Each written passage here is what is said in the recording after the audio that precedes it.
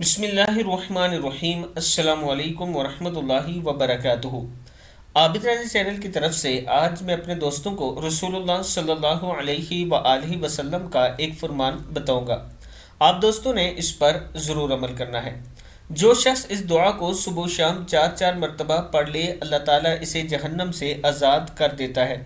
دعا کیا ہے؟ اللہم انی اصبحت اشہدک و اشہد حملۃ عرشک و ملائکتک و جمیع خلقک انک انت اللہ لا الہ الا انت وحدک لا شریک لک و ان محمدا عبدک و رسولک۔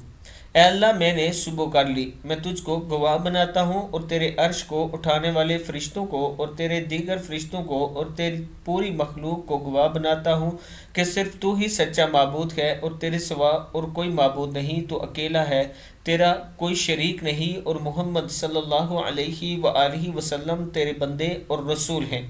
شام کے وقت اصبحتو کا، شام کے وقت اصبحتو کی بجائے سیتو کہنا ہوگا اس دعا میں۔